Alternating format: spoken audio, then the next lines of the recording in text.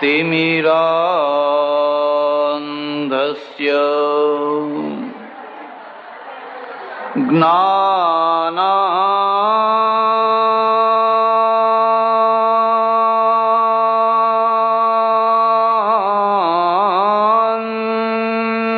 ज्ञानाञ्जन शलाकया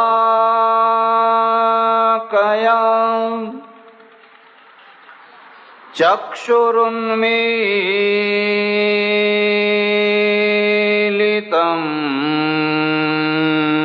येन तस्मै श्रीगुरवे नमः। मूकं करोति वाचालं पंगुं लंघयते गिरिं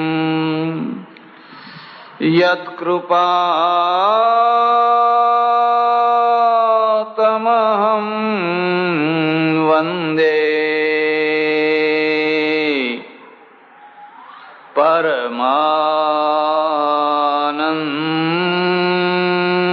परमानंद माधवम्।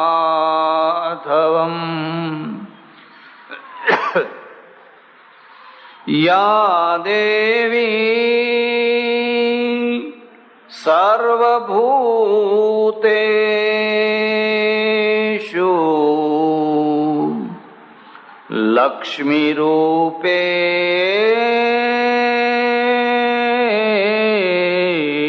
संस्थिता नमस्तस्यै नमस्तस्यै नमस्तस्यै नमो नमः। अम्बे मात की, उमिया मात की, सद्गुरुदेव नमः। पार्वती पते हर हर महादेव हर। માતાઓ, બહેનો અને ધર્માભિલાષી સજ્જનો, મહર્ષિ વાલ્મીકી વિરચિત રામાયણને કેન્દ્રમાં રાખીને વર્તમાન સંદર્ભના પરિપ્રેક્ષ્યમાં જીવનના જે પ્રશ્નો છે એ પ્રશ્નોને ચર્ચવાનો પ્રયત્ન ચાલી રહ્યો છે. પ્રજાને સુખી કરવી હોય, વ્યક્તિને સુખી કરવો હોય તો ઓછામાં ઓછી 5 સંસ્થાઓ સબળ બનવી જોઈએ.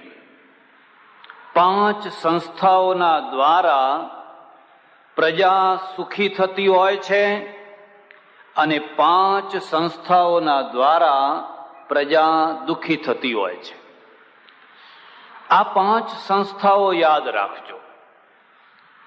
પહેલી જે સંસ્થા છે એનું નામ ધર્મ સંસ્થા છે. ધર્મ સંસ્થા. બીજી સંસ્થાનું નામ છે રાજ સંસ્થા. ત્રીજી સંસ્થાનું નામ છે સમાજ સંસ્થા.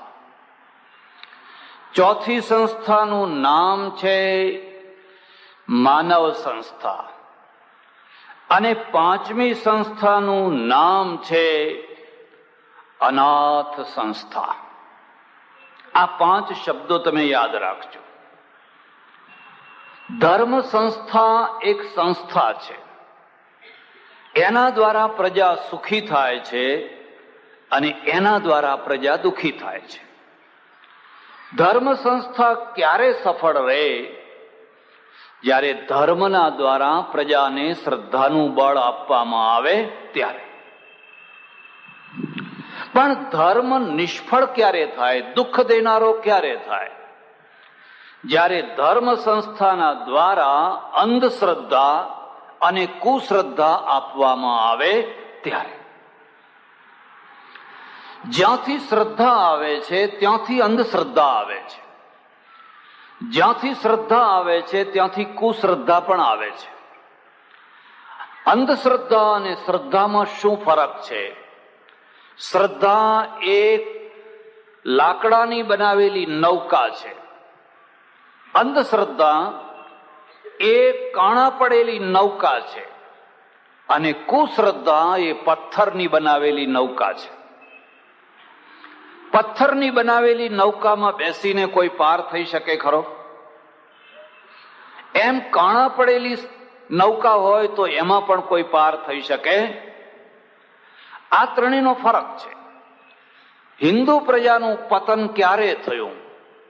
જે ઋષિઓએ, જે મહર્ષિઓએ, જે મહાપુરુષોએ આખી પ્રજાને સાચી શ્રદ્ધા અને પુરુષાર્થ આપ્યો. તમે પુરુષાર્થ કરો, મહેનત કરો, આગળ આવો. એ યુગ અસ્ત થઈ ગયો અને એની જગ્યાએ યુગ આવ્યો પ્રારબ્ધવાદનો. કયા વાદનો? પ્રારબ્ધવાદનો. તમે દુઃખી કેમ છો? તમારા નસીબ એવા છે. તમે ભણ્યા કેમ નહીં? કે નસીબમાં નહોતું એટલે ના ભણ્યા. આ સ્ત્રી વિધવા કેમ થઈ? કે એના નસીબમાં વિધવા થવાનું લખેલું એટલા માટે. એક વાતનું નિદાન પ્રારબ્ધ, પ્રારબ્ધ અને પ્રારબ્ધ. હવે અત્યારે પ્રજા પૈસાવાળી કેમ થઈ? 40 વર્ષ પહેલા જે પટેલો હતા એમના ફાટેલા કોષને થીગડા મારવાના પૈસા હતા. કોષ ફાટી ગયો હોય પણ થીગડા મારવાના પૈસા નતા. હવે અત્યારે કેમ આટલા બધા બંગલા કેમ બંધાયા? બધાના પ્રારબ્ધ સુધરી ગયા એક સાથે. અંધશ્રદ્ધા છે. બીજી વાત, આ છોકરું માદું થયું છે, આ ભાઈને લખવા લાગ્યો છે, શું કરવું જોઈએ? કે ખેરાલુ જાઓ, ઈડર જાઓ, ત્યાં તલવારથી ઓપરેશન થાય છે, ઈડર જાઓ. કોઈ બીજા ગામ જાઓ, ત્યાં એક મુજડી ગાય છે ને મુજડી ગાય બધાને સારું કરી આપે છે. આનું નામ અંધશ્રદ્ધા કહેવાય. અને અંધશ્રદ્ધા છે એ પ્રજાને કદી સુખી થવા દે. જેમ જેમ અંધશ્રદ્ધાનું પ્રમાણ વધતું જાય એમ એમ ધુતારા માણસોનું પ્રમાણ પણ. ધુતારા માણસો ક્યાં પોસાતા હોય? તમે જાપાનમાં જઈને જુઓ કેટલા ધુતારા છે. કોઈ દિવસ આવું ચાલે નહીં. આ તો અહીંયા જ ચાલે. 5 પગ વાળી ગાય આવી છે, પેલો લોકો તરત આપવા તૈયાર. અરે એ તો બિચારીને રીબાવીને પગ ચોંટાડેલો છે. અંધશ્રદ્ધા હજુ સારી, પણ કુશ્રદ્ધા બહુ ખરાબ. પથ્થરની નાવ છે, જેના ઉપર શ્રદ્ધા કરવાથી તમે ડૂબવાના છો. એવા માણસો ઉપર તમે શ્રદ્ધા કરો. કોઈ વાર ઈચ્છા થાય તો મહારાજા લાયબલ કેસ વાંચજો. કયો કેસ? મહારાજા. તો તમને ખ્યાલ આવશે કે પ્રજા કયા મોટા ખાડામાં જઈને પડી હતી. કેવા મોટા ખાડામાં જ. મારે અહીં માઇક ઉપર કહેવાય નહીં બધી વાતો.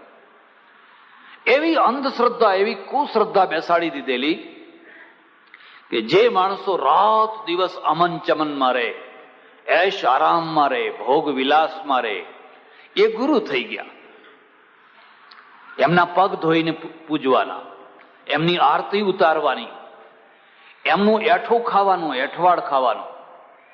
એ જાણી કરીને એઠું મૂકે, એનો એઠવાડ ખાવાનો.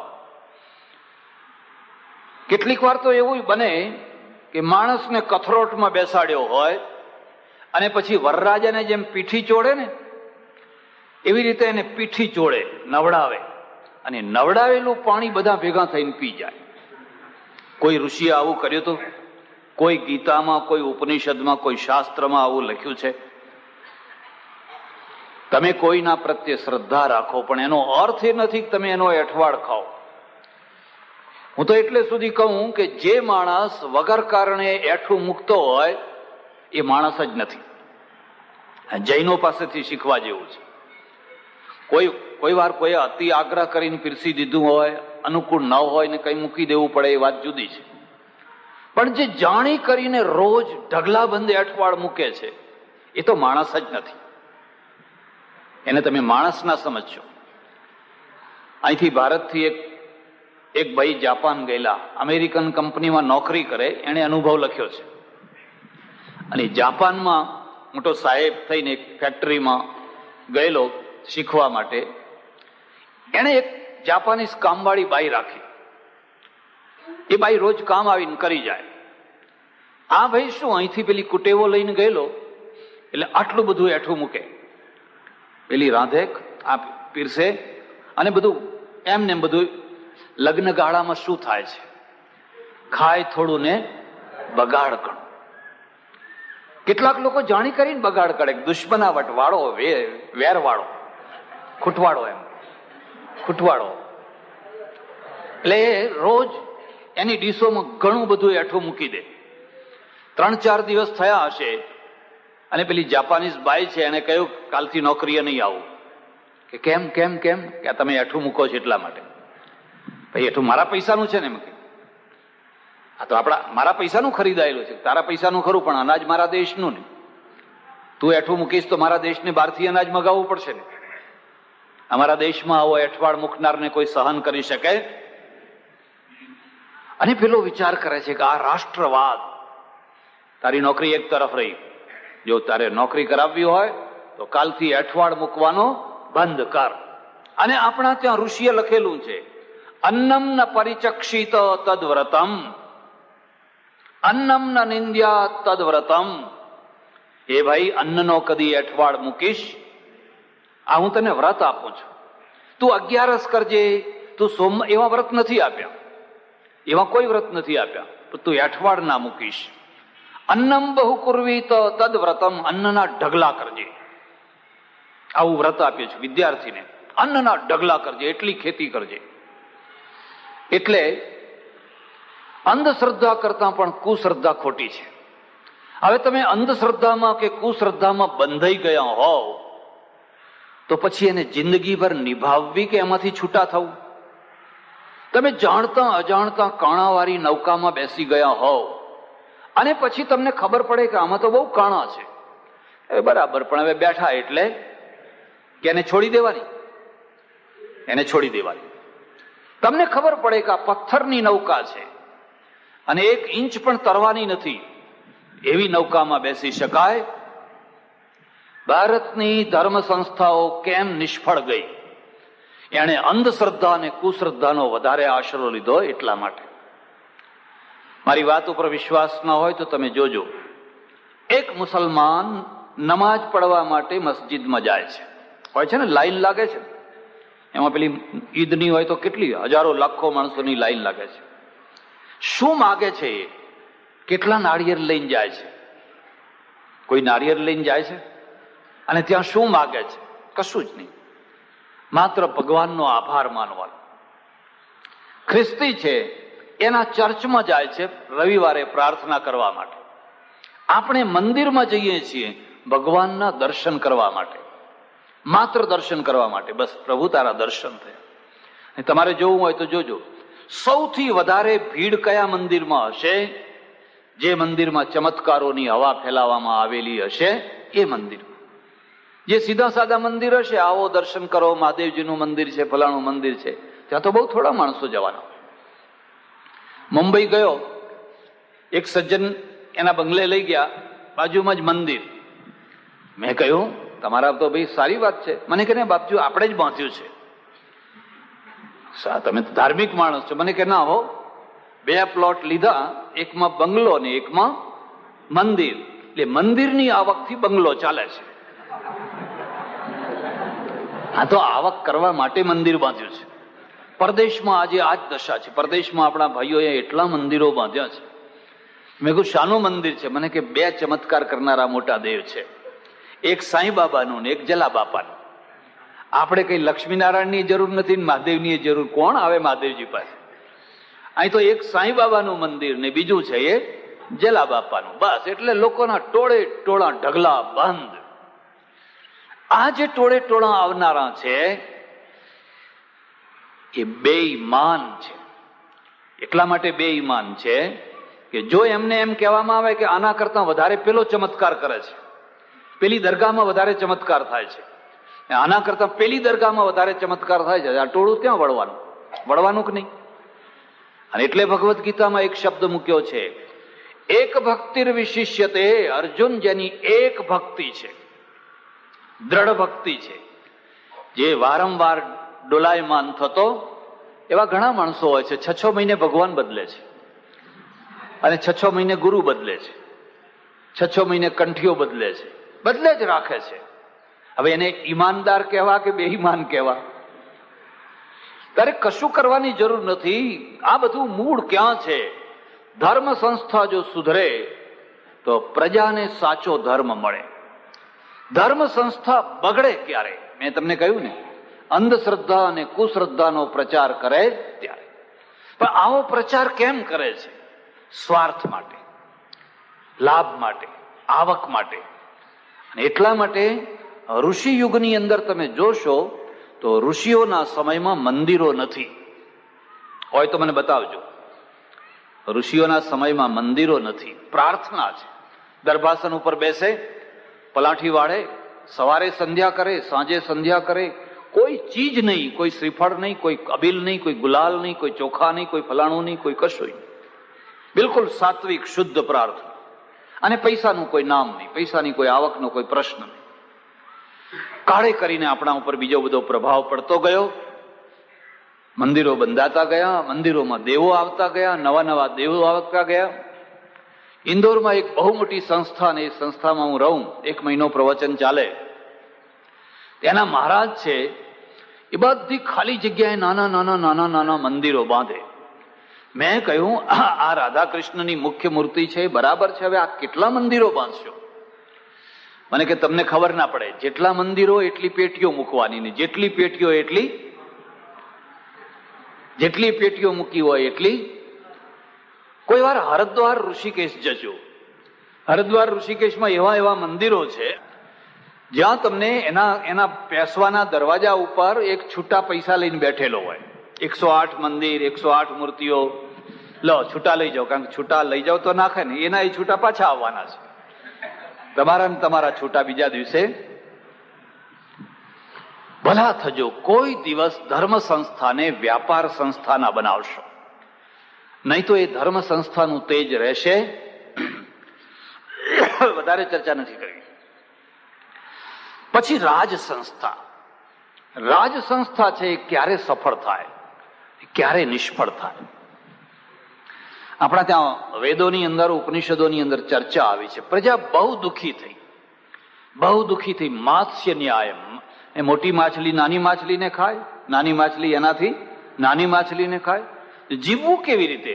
બળિયાના 2 ભાગ. બધી પ્રજા ભેગી થઈ અને બ્રહ્મા પાસે ગઈ અને જઈને પ્રાર્થના કરી, અમને રાજા આપો, અમને નેતા આપો, અમને રાજા આપો. એટલે બ્રહ્માએ કહ્યું, જાઓ હું તમને રાજા આપું છું. અને રાજાએ પછી વ્યવસ્થા કરી, એકદમ વ્યવસ્થા કરી કે ખરા કોઈનું કોઈ વસ્તુ લઈ નહીં શકે, લેશે તો એને ફાંસીએ ચડાવવામાં આવશે. બસ ત્યારથી પ્રજા સુખી થઈ. આ રાજ સંસ્થા. રાજ સંસ્થા નિષ્ફળ ક્યારે જાય? નિષ્ફળતાનું મૂળ કારણ શું છે? પહેલામાં પહેલી વસ્તુ, જ્યારે રાજા અથવા નેતા છે ને એ નમાલા બને ત્યારે. નમાલા બને એટલે શું થાય ખબર છે? પરાક્રમ વિનાના બને. પરાક્રમ વિનાના બને. પરાક્રમ વિનાના બને એટલે ગુંડાઓનું જોર વધે. ગુંડાઓને દાબી ન શકે એટલે રાજા ગુંડાઓના શરણે જાય. અને રાજા ને ગુંડા બે એક થઈ જાય, પ્રજાની શું દશા થાય? પ્રજાને દાબી શકતા. એટલે રામ છે ને આખી જિંદગી ધનુષ બાણ લઈને જ ફર્યા છે. કારણ કે પ્રજાનું રક્ષણ કરવું, રામ રાજ્યની સ્થાપના કરવી એમને પરાક્રમ વિના થઈ શકે. એટલે રાજા હોય કે નેતા હોય એમાં મોરલ હોય, પરાક્રમ હોય, મુત્સદ્દીગીરી હોય, આ બધું ભેગું થાય એટલે રાજ સંસ્થા સુધરે, નહીં તો રાજ સંસ્થા બગડી જાય. એક બીજી વાત પણ યાદ રાખજો, રાજા છે ને એ ભગતડો ના હોવો જોઈએ, નહીં તો મંજીરા લઈને બેસી જાય કે આખો દિવસ શ્રીરામ જય રામ જય જય રામ. ભગતડો ના હોવો જોઈએ. ને જો હોય તો પ્રજા દુઃખી થઈ જાય. રાજ કરવું એ જ ભક્તિ છે, ધંધો કરવો એ જ ઉપાસના છે, પેઢીએ જઈને બેસવું એ જ આરાધના છે. તમે મારી પાસે આવો ને હું તમારી પેઢી છોડાવી દઉં અને હાથમાં માળા આપી દઉં. માળા કરવાની સવાર સાંજ, 15-20 મિનિટ સવારે, 15-20 મિનિટ સાંજે, પણ આખો દિવસ માળા કરવાની, આખો દિવસ પેઢી ચલાવવાની, દુકાન કરવાની. આ બહેનો આવે ને અને ભક્તિ રસમાં તરબોળ કરી દે. બહેનો તો બહુ જલ્દી થઈ જાય, બહુ જલ્દી થઈ જાય. પછી એ સવારના 8 વાગે ચોખાની પેલી એક કોથળી, પહેલા અત્યારે રાખતા હશે, ચોખાની કોથળી લઈ અને નીકળે અને આ દેવ ને પેલા દેવ ને પેલા દેવ ને પેલા દેવ ને પેલા દેવ ને પેલા દેવ, બધા દેવે દેવે ચોખા મૂકી રાખે. 10 વાગે 10:30 વાગે ઘેર આવે. પેલો એનો ઘરવાળો ઓફિસ જવાનો હોય, એને ચોખા ના મળ્યા હોય. ચોખાની ગુણ લાવનારો ચોખા વિનાનો જાય, અને પેલા વગર ચોખા વાળા ચોખાની ઢગલી કરે. એ બેન કર્તવ્ય ચૂકી. એનું નામ ભક્તિ કહેવાય? એનું નામ ભક્તિ ના કહેવાય. પહેલા તમારો સંસાર સુધારો, પહેલા તમારું ઘર સુધારો, ટાઈમસર રસોઈ બનાવો, બાળકોને, પતિને, ફલાણાને બધાની કાળજી રાખો, પછી ભક્તિ કરો. એનો અર્થ નહીં કે આખો દાડો તમે ફર્યા જ કરો, રખડ્યા જ કરો. એટલે ધર્મ સંસ્થા છે, તમે ઋષિ યુગમાં જોશો તો ધર્મ સંસ્થા એટલી અદ્ભુત છે, પ્રજા સુખી છે, ચારે તરફ નિર્ભયતા છે, કોઈ ભય નથી. પછી ક્રમે ક્રમે ક્રમે આ બધી સંસ્થાઓ બગડવા લાગી. મારે બધી લાંબી ચર્ચા નથી કરવી. મારે જે ચર્ચા કરવાની છે એ ત્રીજી સંસ્થાનું નામ છે સમાજ સંસ્થા.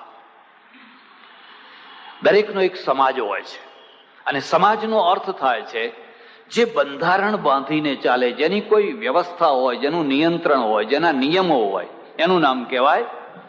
લાયન્સ ક્લબ કરો એટલે એના નિયમ હોય કે ના હોય? તમે રોટરી ક્લબમાં જાઓ તો એના નિયમ હોય કે ના હોય? તો સમાજ છે તો સમાજના પણ નિયમ હોય. હવે નિયમ કેવા હોય? જે સમયની સાથે ચાલતા હોય, જેમાં નિયંત્રણ હોય, જેમાં ઉદારતા હોય, જેમાં દયા હોય, જેમાં ક્ષમા હોય, અને જેમાં દંડ પણ હોય. એકલી કઠોરતા નહીં, એકલી કઠોરતા નહીં. અને એ નિયમ કેમ કરવામાં આવ્યા? કારણ કે આ પ્રજા છે એમાં માત્સ્ય ન્યાય થશે. માત્સ્ય ન્યાય શું થશે? તમે અરબસ્તાનમાં જઈને જુઓ. જે પૈસાદાર આરબ છે, જે અમીર છે, જેની પાસે પૈસો બહુ છે, એ વીણી વીણીને રૂપાળી સ્ત્રીઓ ખરીદી લે છે. વીણી વીણીને સારી સારી જે રૂપાળી સ્ત્રીઓ છે એ બધી મારે ઘેર હોવી જોઈએ. એનું પરિણામ શું આવશે? કે સામાન્ય માણસ છે લગ્ન વિનાનો રહી જશે. અને પેલી સ્ત્રીઓ છે, એક જગ્યાએ ઢગલો થયેલી સ્ત્રીઓ છે, એ સુખી થશે કે દુઃખી થશે? કોઈ દિવસ રાજાની રાણી ના થવું, મજૂરની પત્ની થવું, પણ કદી રાજાની રાણી થવું. રાજાની રાણી સુખી હોય જ નહીં, કારણ કે રાણીઓનો ઢગલો. હવે ઢગલામાં કયા દિવસે એનો વારો આવે ને ક્યારે આવે કઈ કહી શકાય? એ તો બિચારી ઝૂરતી હોય, એને તો ઝૂરતી હોય. કોઈને 100 રાણીઓ, કોઈને 200, કોઈને 500, કોઈને 800, કોઈને 1000. એવું કહેવાય છે કે નિઝામ હૈદરાબાદને એટલી બધી રાણીઓ હતી ને એટલા બધા છોકરા હતા કે સાંજે હાજરી પૂરવી પડતી એના છોકરાઓની. જેમ કેટલોકમાં પેલા માસ્તર હાજરી પૂરે ને, એમ એની હાજરી પૂરવી પડતી. અને કોઈ વાર કોઈ એમ કહે કે મહારાજ સાહેબ, આ આપના શાહજાદા, આપના સંતાન છે, તો કે હા હશે, હોવા જોઈએ. એ સુખી ના હોય કોઈ દિવસ. એટલે લગ્ન સંસ્થા બનાવવામાં આવી. ઇસ્લામે નિયમ કર્યો કે વધુમાં વધુ 4 પત્નીઓ થઈ શકે. 4 કરવી જ જોઈએ એવું નહીં, પણ તમે વધુમાં વધુ કેટલી કરી શકો? 4 કરી શકો. કારણ કે ત્યાં તો હજારો કરતા હતા, સેંકડો કરતા હતા, અને એના પરિણામે આખા સમાજનું બેલેન્સ બગડી જતું. અને જે સમાજમાં વધુમાં વધુ માણસો કુંવારા રહેતા હોય, સમાજ ભ્રષ્ટ થઈ જતો હોય છે. સમાજને જો ભ્રષ્ટ થતો અટકાવવો હોય તો કુંવારાપણાને ઓછું કરવું જોઈએ. હવે અહીં એક જગ્યાએ સ્ત્રીઓનો ઢગલો થાય ને બીજે આ બધા એમને એમ કુંવારા રહી જાય એટલે સમાજમાં અનાચાર અત્યાચાર ફેલાવાનો જ છે. આપણા ત્યાં ઋષિઓએ સંસ્થા બનાવી, એનું નામ રાખ્યું લગ્ન સંસ્થા. યાદ રાખજો, એનું નામ છે લગ્ન સંસ્થા. આ જે લગ્ન સંસ્થા છે એના 3 હેતુઓ, 3 ઉદ્દેશો છે. યાદ રાખવા હોય તો રાખી લેજો. એનો પહેલામાં પહેલો ઉદ્દેશ છે કામબદ્ધતા. બીજો ઉદ્દેશ છે વ્યક્તિબદ્ધતા. ત્રીજો ઉદ્દેશ છે સમયબદ્ધતા. આ 3 હેતુઓ છે. ઋષિઓએ જોયું કે આ પશુ પક્ષી કૂતરા બિલાડા વગેરે છે એમનો જે કામ છે એ તો વર્ષમાં 15 દિવસનો છે, 20 દિવસનો છે. એ 15-20 દિવસની આંધીના દિવસો પૂરા થયા પછી એમને કોઈ કઈ નિયમ સંયમ કઈ રાખવાની જરૂર, પછી તો એ કુદરતી રીતે સંયમમાં જ છે. પણ મનુષ્યનો જે કામ છે ને એ 360 દિવસનો છે. કદી એ બુઝાય છે? કદી એ બુઝાતો નથી. 360 દિવસનો એ કામ છે. હવે જો એને કામને બાંધવામાં નહીં આવે અને એને જો મુક્ત કરી દેવામાં આવશે તો માણસની દશા કૂતરા બિલાડાથી પણ અધમ થઈ જશે. કૂતરા બિલાડાથી તમે જોતા નથી અત્યારે? આ તમે જોજો, અહીં કીડા પડશે ને અહીં કીડા પડશે ને લવર ને કેટલાય મરી જવાના. શુનિમન્વેતિ શ્વા હતમપી ચ હંત્યેવ મદનઃ. ભર્તૃહરિના ગ્રંથો વાંચજો. કૃષ કાણ ખંજ શ્રવણ રહિત પુચ્છ વિકલ. ભર્તૃહરિ તીવ્ર વૈરાગ્યમાં બેઠેલો છે અને તીવ્ર વૈરાગ્યમાં બેઠા પછી પણ એને એટલી સાચી વાતો લખી છે. સાચી વાતો લખે એનું નામ જ સંત કહેવાય. બધી બનાવટી વાતોથી કોઈ સમાજના પ્રશ્નો ઉકેલી શકાય? એણે કહ્યું કે જો હું આહાર લઉં છું, તદપી એકવારમ, દિવસમાં 1 જ વાર ભોજન લઉં છું, અને તે પણ કેવો આહાર? રસ વિનાનો, નિરસનમ, રસ વિનાનો. ભૂમિ ચ શૈયા, અને જમીન ઉપર સુઈ જાઉં છું, કોઈ સુવાળું આસન પણ કરતો. પરિધાન વલ્કલમ, અને જેવા તેવા ચીંથરા વલ્કલ પહેરું છું, અને મારા શરીર સિવાય કોઈ પણ માણસને નજીક નથી આવવા દેતો. આવા કઠોર નિયમોથી હું જીવું છું. હા તથાપી વિષયા ન પરિત્યજંતી. છેલ્લી લીટીમાં લખે છે કે હું આટલા કઠોર નિયમો પાડું છું તો પણ આ કામ વિષય વાસના મને છોડતી. હા તથાપી વિષયા ન પરિત્યજંતી. આ સાચો માણસ છે. એ જ પ્રશ્નનો ઉકેલ લાવવાનો છે. એણે લખ્યું છે. અને એટલે એણે લખ્યું કે જુઓ કે આ કૂતરું જુઓ, કૃષ સુકાઈ ગયું છે, 15 દિવસથી ખાતું નથી, દોડ હડકવા હાલ્યો છે. કાણ, એક આંખ ફૂટી ગઈ છે. ખંજ, પાછું આખા શરીરે ખંજવાળું ઉપડી છે ને, એટલે જયારે આમ કોવાઈ ગયેલું છે. શ્રવણ રહિત, એને સંભળાતું નથી. પુચ્છ વિકલ, કોઈ એનું પૂંછડું કરડી ખાધું છે. બધી રીતે જીર્ણ શીર્ણ થઈ ગયું છે. અને આવું હાવ હલકામાં હલકું કૂતરું શુનિમન્વેતિ શ્વા હતમપી ચ હંત્યેવ મદનઃ. એ પણ કૂતરીના પાછળ ને પાછળ દોડ્યા કરે છે. અરે દુનિયાના માણસો જુઓ તો ખરા, મરેલા કૂતરાને પણ આ કામદેવ છોડતો, તો હવે જે સશક્ત અને સારો હોય એને તો કેવી રીતે છોડશે? હતમપી ચ હંત્યેવ મદનઃ. એટલે ઋષિઓએ વિચાર કર્યો કે આ મનુષ્યો છે એમને જો સુખી કરવા હોય તો આપણે લગ્ન સંસ્થા બનાવીએ. અને લગ્ન સંસ્થાનો અર્થ છે, પહેલો હેતુ છે કામબદ્ધતા. એના કામને એક જગ્યાએ બાંધી દેવાનો, કામને અટકાવી દેવાનો નહીં, પણ એક જગ્યાએ બાંધી દેવાનો. જો એ કામબદ્ધ થશે તો એ કામ મિત્ર થઈ જશે. તો એ કામ શત્રુ નહીં થાય પણ કામ મિત્ર થઈ જશે. એકવાર એવું બન્યું કે હું અહીં નજીકના ગામમાં આવેલો, વાડીનાથ, અને અમારે ચરણગીરી મહારાજની તિથિ બધી ઉજવાઈ. મુંબઈથી ઘણા વાણિયા વગેરે આવેલા. મારી પાસે ગાડી નહીં, પછી પાછું જવાનું થયું દંતાલી. એટલે એક જણે કહ્યું કે મારી ગાડીમાં બેસો, બીજાએ કહ્યું કે મારી ગાડીમાં બેસો. બંને વચ્ચે હવે એક ઘરડા ડોહાઓની ગાડી અને એક જુવાનિયાઓની ગાડી. એટલે મેં કહ્યું ભાઈ મારે જરા પહોંચવાની ઉતાવળ છે, એટલે તમારી ગાડી કેટલી સ્પીડમાં ચાલે છે? મને કે બાપજી અમારી ગાડી તો 60 ઉપર ચાલતી. પેલા જુવાનિયા કે અમારી ગાડી 90 થી નીચે ચાલતી. અરે ગાડીનો ટાઈમ હોય છે. એક દિવસ તમારી ગાડી દોડતી હતી, નાનો છોકરો જુઓ દોડતું હોય છે, હવે દોડો છે, અરે ઉઠાતો જ નથી. અહીં કે ઊંઝાના પાણીએ હાડકાં ભાગી નાખ્યા છે, ઉઠાતું જ નથી. તો હું પેલી 90 વાળી ગાડીમાં બેઠો. પછી પાંચેક છોકરાઓ જુવાનિયા બધા આવેલા. મને કે તમારું પ્રવચન અમને બહુ ગમ્યું, બધી વખાણ કરે, ચાલી વાતો. એમાં જે પેલો ડ્રાઇવિંગ કરતો હતો ને એ છોકરાએ મને કહ્યું કે મહારાજ અત્યારે કોઈ સારામાં સારો ધર્મ હોય તો એ રજનીશનો છે. મેં કહું હા શું એ ધર્મમાં શું છે મને સમજ્યા. મને કે એને એક ચોખ્ખી વાત લખી છે કે બધા દુઃખ મૂળ નિયંત્રણ છે, બધા નિયંત્રણ ફેંકી દો, કોઈ નિયંત્રણને રાખવાની જરૂર. જે મનમાં આવે એ કરો, જ્યારે આવે જેવું આવે એવું બધું કરો.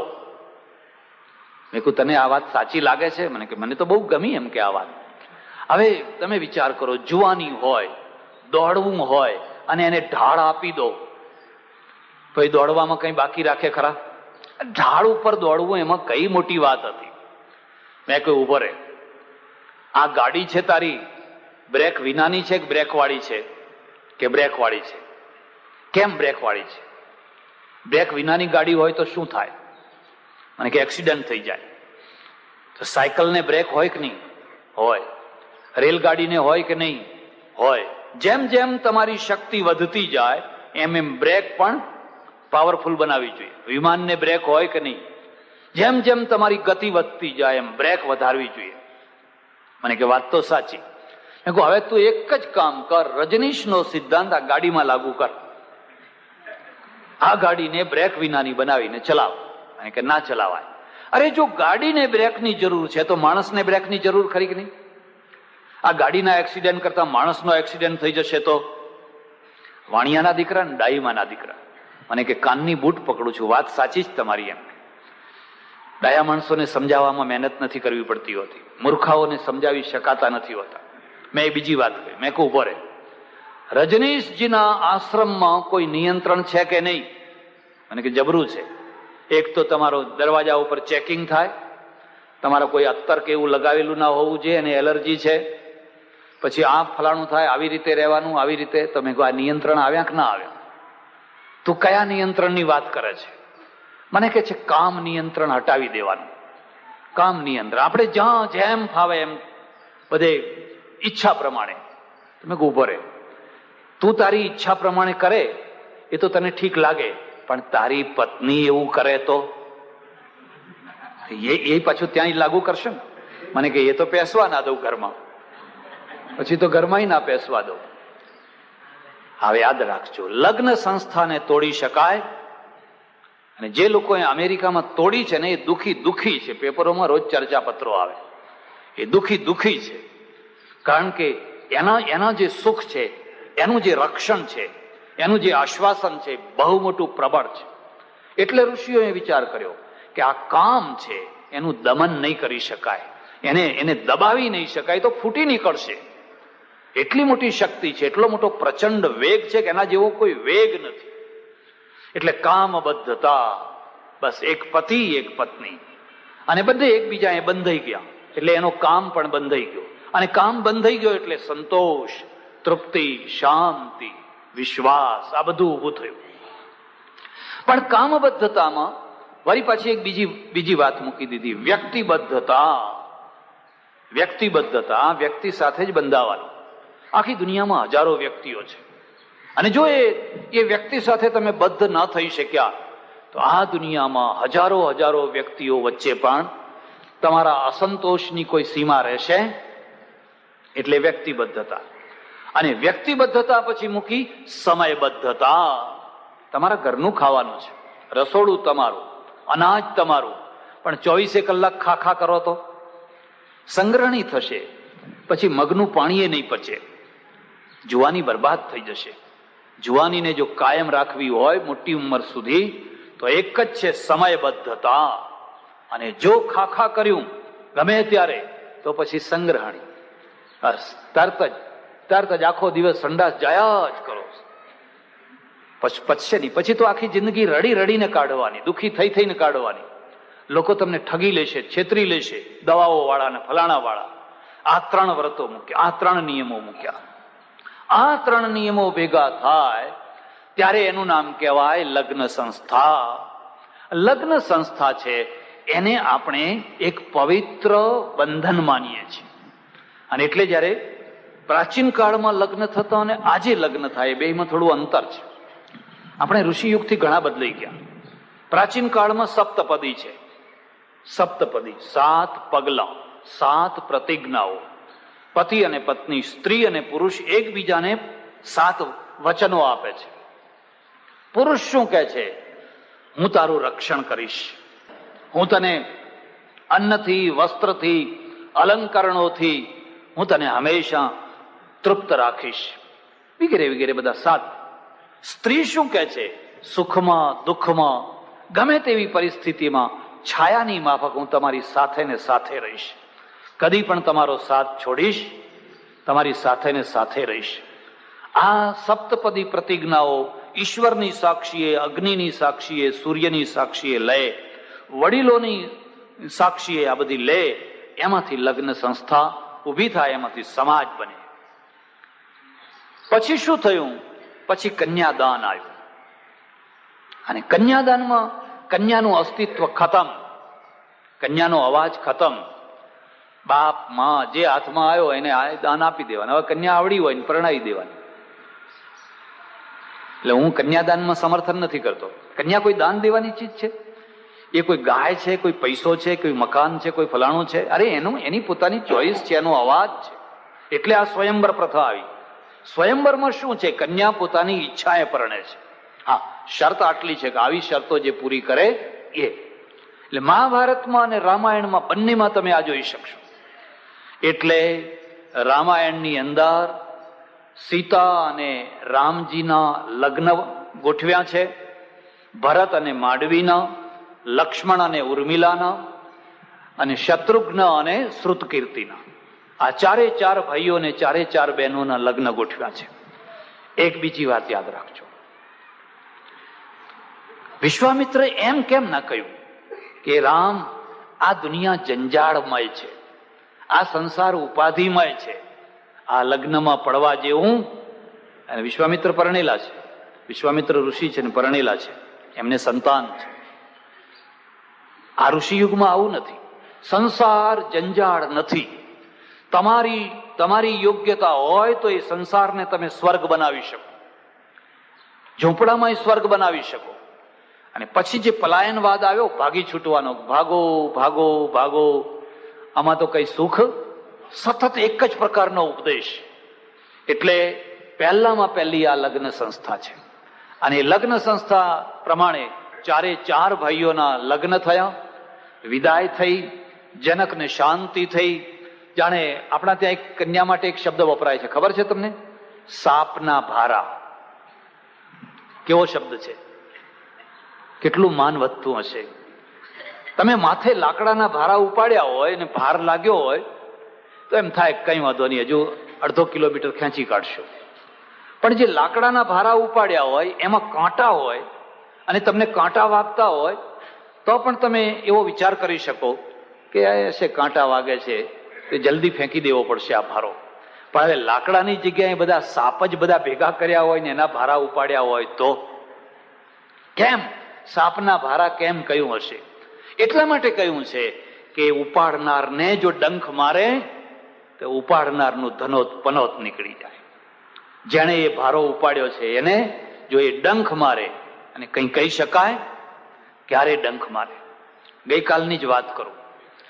કાલે થોડાક માણસો મળવા આવેલા, એક પિતા અને એક પુત્ર, આખો પરિવાર આવેલો, ને બેયને એકબીજાના સામે ફરિયાદ. પેલો બાપ કે છે આ છોકરો મારા કહેવામાં નથી, ને છોકરો કે છે આને તમે આમ ઉપદેશ આપો ને વિચિત્ર લાગે આપણને, એવી બધી વિચિત્રતા લાગે કે આવાય બાપ દીકરા હોય ખરા. એક બાપે દીકરાને કહ્યું, અરે બેટા, શ્રવણે તો એના મા બાપને ખભા ઉપર કાવડ મૂકીને 68 તીરથ ફેરવ્યા હતા, તું કંઈક તો મારી સેવા કર. એટલે પેલા છોકરાએ કહ્યું, બાપા પહેલા તમે આંધળા થાઓ પછી તમને ઉપાડો. એ શ્રવણના મા બાપ આંધળા હતા ને તમે દેખતા છો, ને જ્યાં સુધી તમે દેખતા હો ત્યાં સુધી તમે મને કંઈ કહી શકો.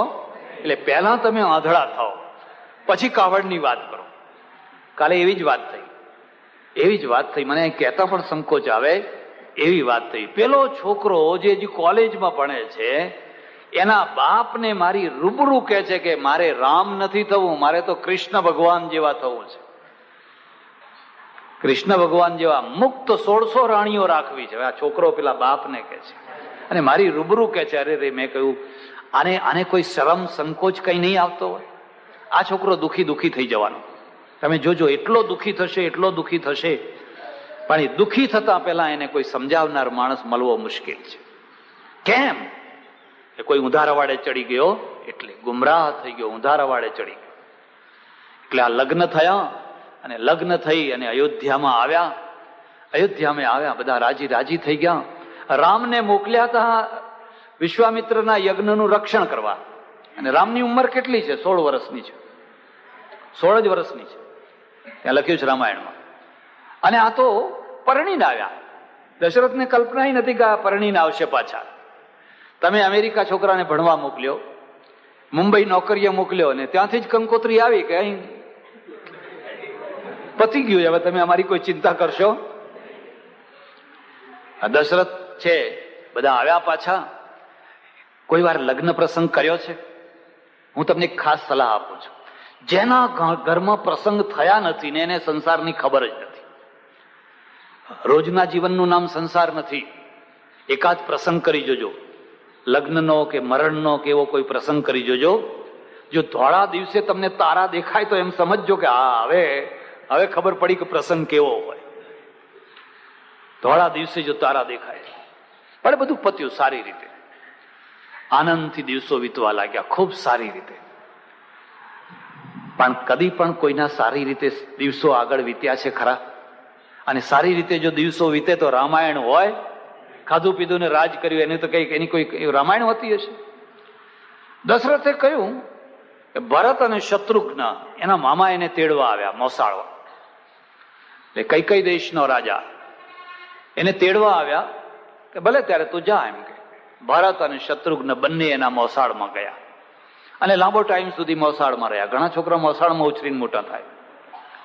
અને રામ અને લક્ષ્મણ અયોધ્યામાં રહ્યા ઘણો સમય સુધી. રાજકારણની એક ખાસ સૂત્ર છે, યાદ રાખી લેજો. તમારે જો તમારા પ્રભાવને કાયમ રાખવો હોય તો તમારું અસ્તિત્વ રાખો. તમારી ગેરહાજરી તમારા પ્રભાવને ઉડાવી દેશે. આ લોકમાં પણ આ નિયમ છે. જે હાજર હશે એનો પ્રભાવ હશે અને જે બહાર ગયો એનો પ્રભાવ રહેવાનો. કારણ કે હાજર માણસોની લોકો આ કરતા હોય છે, ગેરહાજર માણસની નિંદા કરતા હોય છે. આ એક નિયમ છે. તમે ગેરહાજર હો અને તમારો કોઈ પ્રતિસ્પર્ધી હોય એટલે પછી એનું ટોળું મોટું થઈ જાય ને તમારું ટોળું ખતમ થઈ જાય. ભરત અને શત્રુઘ્ન એના મોસાળ ગયા અને ઘણો ટાઈમ સુધી બહાર ને બહાર રહ્યા. એ ગાળાની અંદર રામ અને લક્ષ્મણ અયોધ્યામાં રહ્યા અને દશરથ વૃદ્ધ થયા એટલે દશરથનો બધો ભાર છે ને રામે ઉપાડી લીધો. એટલે પ્રજાની અંદર કામ કરવા, પ્રજાનું આમ કરવું તેમ કરવું, કોઈ ઉદઘાટનમાં જવું, કોઈ ફંક્શનમાં જવું. એટલે પ્રજાને શું દેખાય છે? રામ રામ રામ રામ. ભરત તો દેખાતો જ નથી, કારણ કે મોસાળ ગયો છે. ભરત તો દેખાતો જ નથી. અને જે દેખાતો નહીં હોય લોકો એને ભૂલવા માંડશે. એટલે એક વિચાર આવ્યો કે હવે મરણની કોઈ ગેરંટી નહીં, ક્યારે મૃત્યુ આવીને ઉભું રહે કઈ કહી શકાય? પ્રાચીન કાળમાં આપણા ત્યાં એક પદ્ધતિ હતી કે રાજા મરે એના પહેલા યુવરાજ પદે સ્થાપિત કરી દે. રાજગાદીએ નહીં, યુવરાજ એટલે એના પછી એનો અધિકાર એમ નક્કી થઈ જાય.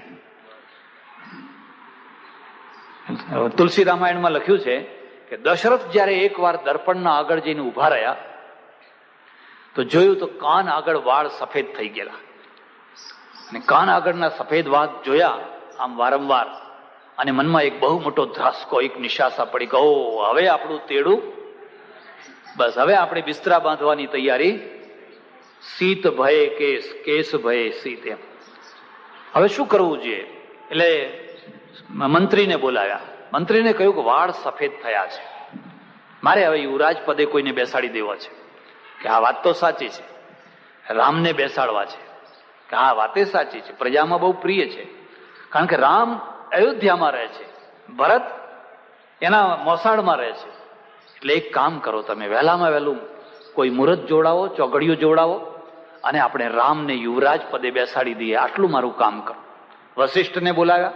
બધાએ જોયું કે પુષ્ય નક્ષત્ર યોગ છે, અને એ યોગ બહુ સારામાં સારો, ઉત્તમમાં ઉત્તમ યોગ છે, ને એ નક્ષત્રમાં આપણે આ પુષ્ય યોગમાં રામને ગાદીએ બેસાડીએ. બધે કંકોત્રીઓ લખાઈ ગઈ ચારે તરફ. અને રાજામાં 12 વર્ષ. રામ જયારે પરણ્યા ત્યારે 16 વર્ષના હતા, અને વન ગયા ત્યારે 28 વર્ષના હતા. 16 ને 12, 28, 12 વર્ષ વીતી ગયા, ખબર ના પડી. એટલે ચારેય તરફ પણ બે જણાને ખબર જ ના પડી. એક જનકને ખબર ના પડી, સીતાજીના પિતા, એક જનકને ખબર ના પડી, અને એક ભરતને ખબર ના પડી. કોઈ વાર ઈચ્છા થાય તો તમે નકશો જોજો. અયોધ્યાથી જનકપુર કેટલું દૂર? તો જનકપુર બિહારમાં નેપાળની તળેટીમાં છે. નેપાળની જે તળેટી ને એ તળેટીમાં જનકપુર છે. અને કઈ કઈ દેશ ક્યાં આવ્યો? કઈ કઈ દેશ આવ્યો? ઠેઠ અફઘાનિસ્તાનમાં, પંજાબના ઉપર અફઘાનિસ્તાનમાં, એટલે તો એ દૂર કહેવાય. ત્યાંની કઈ કઈ હતી. અને આ બધો ઉત્સવ શરૂ થઈ ગયો. તમે માનો કે ના માનો, પણ રાજકારણ છે એ ખટપટ વિનાનું હતું. અરે અમારા આશ્રમો ખટપટ વિનાના નથી હોતા. અમારે જયારે યુવરાજ કોઈને બનાવવાના હોય ને, ભયંકર ખટપટો ચાલે, અંદરો અંદર, અંદરો અંદર. આ ચેલો ગાદીએ બેસે, પેલો ચેલો ગાદીએ બેસે. ચેલા ઘણા હોય અને ગાદી એક હોય, ને બેસવા માટે એવા. આ પ્રકૃતિ છે, એમાં કોઈના ઉપર ઘૃણા કરવા જેવું આ પ્રકૃતિ છે. સંપત્તિ હોય, મિલકત હોય, અને જયારે એને વેચવાની હોય એટલે ખટપટો થવાની. એમાં આ તો રાજકારણ છે, રાજકારણ છે. બધી તૈયારીઓ થઈ ગઈ, આખું અયોધ્યા શણગાર્યું છે. લોકો એવું લખ્યું છે કે લોકોને એટલો બધો ઉત્સાહ હતો કે દરેક માણસોએ પોતાના ઘર દોડી નાખ્યા, સફેદ ઘર બનાવી દીધા, અને પોતાની મેળે પોતાના ઘર ઉપર દીપમાળા કરી દીધી. ચારે તરફ દીપ દીપ દીપ દીપ દીપમાળા કરી દીધી. આખી અયોધ્યા છે ને જાણે પેલી નવ વધુ હોય શણગારેલી, એવી રીતે એકદમ સુંદર બની ગઈ છે. ને રાજાઓના ઉતારા છે, ને ખાવાનું પીવાનું, હાથી ઘોડા આમ તેમ અવર જવર. ને દશરથને એક જ છે કે હાશ, આવતીકાલે આ બધો ભાર હું રામને સોંપી અને પછી નિવૃત્ત થઈ જઈશ. અને નિવૃત્ત થઈને શું કરીશ? પાછલી જિંદગી હરિભજનમાં વિતાવીશ. અમારે ત્યાં કાલિદાસને લખવું પડ્યું છે. રઘુવંશ કેવો છે? શૈશવે વ્યસ્ત વિદ્યાનામ, યૌવને વૈષયિષીનામ, વાર્ધક્ય મુનિવૃત્તિ નામ, યોગે નાંતે તનુ ત્યજામ. શૈશવે વ્યસ્ત વિદ્યા, જે શિશુકાળમાં જે વિદ્યા ભણે છે ગુરુકુલમાં રહીને. યૌવને વૈષયિષીનામ, જયારે યુવાવસ્થા આવે છે ત્યારે સંતાન ઉત્પન્ન કરે છે. અને વાર્ધક્ય મુનિવૃત્તિ નામ, જયારે વૃદ્ધાવસ્થા આવી ત્યારે ઋષિ મુનિ બની જાય છે. એ જ માણસ પાછા ઋષિ મુનિ જેવું ચરિત્ર કરે છે. યોગે નાંતે તનુ ત્યજામ, અને જયારે શરીર છોડવાનો ટાઈમ આવે, મરવાનો ટાઈમ, ત્યાં યોગ વિદ્યાના દ્વારા જેમ સર્પ કાંચડીને ઉતારીને ફેંકી દે એમ શરીરનો ત્યાગ કરે. આ રઘુવંશમાં આવા રાજાઓ થયા છે. દશરથના મનમાં એક જ છે કે આ ભાર હવે આપી દો. એક બીજી વાત પણ યાદ રાખજો, પેઢી, ઘર, સંપત્તિ, સત્તા, આ બધું કોઈને કોઈ રીતે ભારરૂપ છે, બોજરૂપ છે. જો બોજરૂપ ના હોત તો રાત્રે નિંદા આવી જાત, રાત્રે ઘસઘસાટ ઊંઘ આવી જાત. પણ ઘસઘસાટ ઊંઘ નથી આવતી. એ જ એમ બતાવે છે કે આ ભાર છે. ભાર ઉતારી નથી શકાતો, કોઈને સોંપી નથી શકાતો, અને પોતે જાતે ઉપાડી શકાતો, પણ એ માણસ દુખી દુખી થઈ જાય. બસ ચારે તરફ આનંદ આનંદ છે. રાતના 10, 10:30 વાગ્યા હશે. કૈકેયીનો મહેલ, અને કૈકેયીની સાથે એક દાસી, ને એ દાસીનું નામ છે મંથરા. એ દાસીનું નામ છે મંથરા. જરા આશ્ચર્ય થાય કે આખી અયોધ્યામાં આટલું બધું થતું હોય મંથરાને ખબર નથી, કઈકઈને ખબર નથી. નવાઈ લાગે આપણને. મંથરા એની બીજી ત્રીજી મેળીએ ચડી, અને મેળીએ ચડી તો આખી Ayodhya kill kill kill kill આમ ઝાડ ઝાડ ઝાડ ઝાડ ઝાડ થઈ રહી છે. તો બાજુમાં છે કૌશલ્યાનું મહેલ છે, અને કૌશલ્યાના મહેલમાં એની દાસી ઉપર આવેલી છે. તો એને મંથરાએ પેલી કૌશલ્યાની દાસીને પૂછ્યું કે બેન, આ અયોધ્યામાં આટલો બધો શણગાર થયો છે, આટલી બધી લાઈટો થાય છે, દીપમાળા થઈ છે, શું થવાનું છે? આ શું છે? અરે પેલી દાસી કે તને ખબર નથી? કે કેમ? કાલે રામને ગાદીએ બેસાડવાના છે. કાલે તને ખબર નથી? કાલે રામને ગાદીએ બેસાડવાના છે, એની ખુશીમાં લોકોએ આટલી બધી દીપમાળા કરી છે.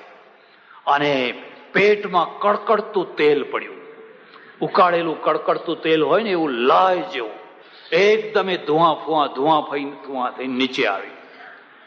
આ નીચે કઈ કઈ તો કિલ્લોલ કરી રહી છે, આનંદ કરી રહી છે.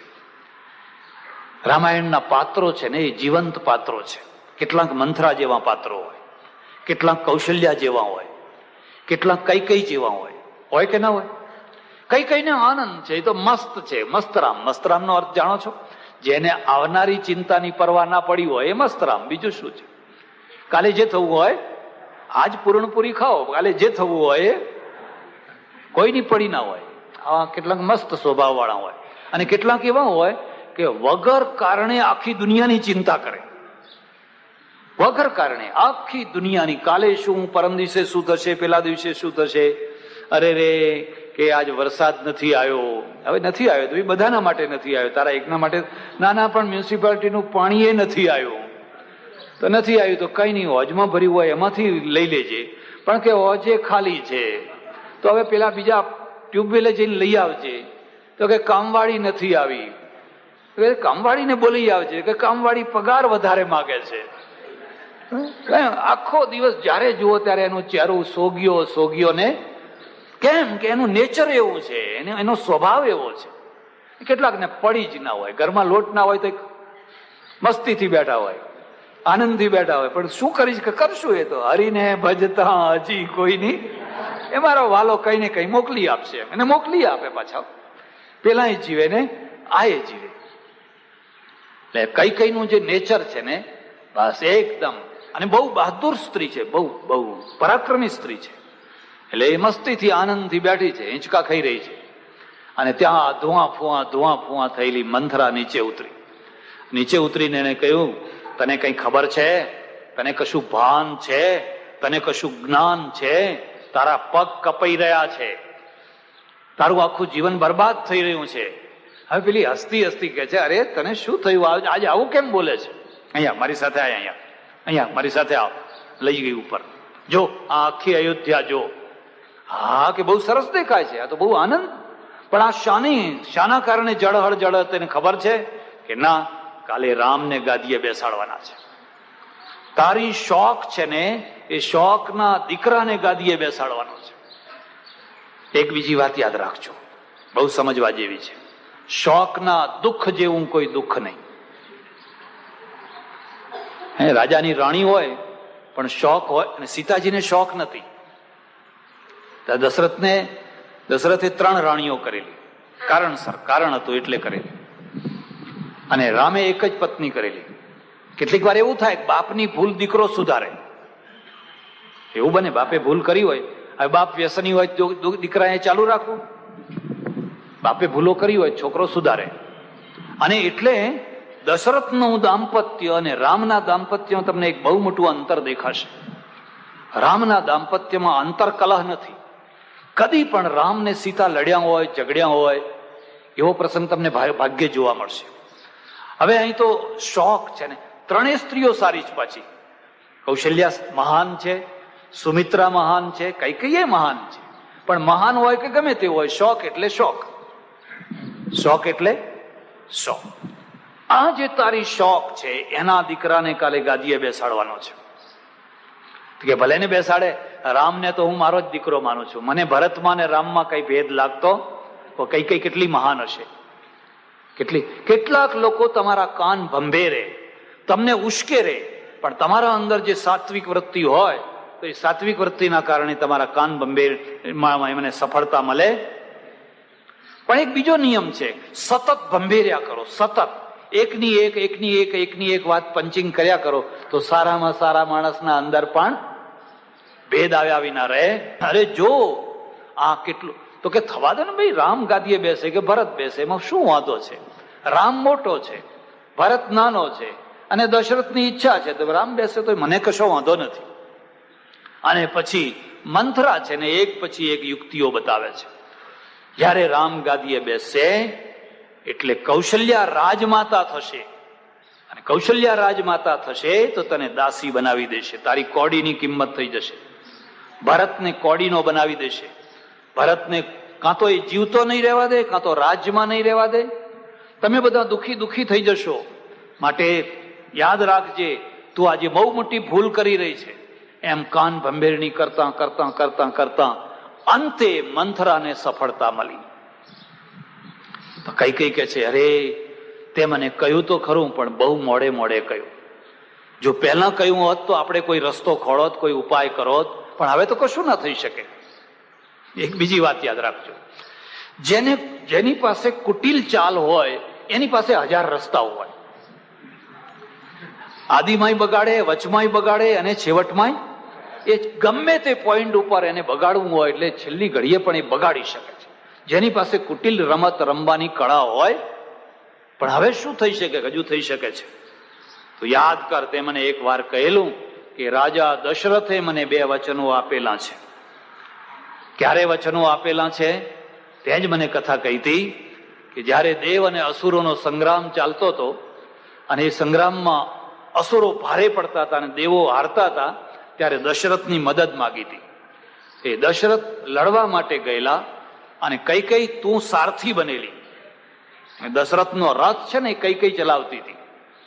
અને જયારે અસુરોએ બહુ શસ્ત્રો પ્રહાર કર્યા, દશરથ ઘાયલ થઈ ગયા, ઢળી પડ્યા. કઈને થયું કે દશરથને મારી નાખશે આ અસુરો ભેગા થઈને.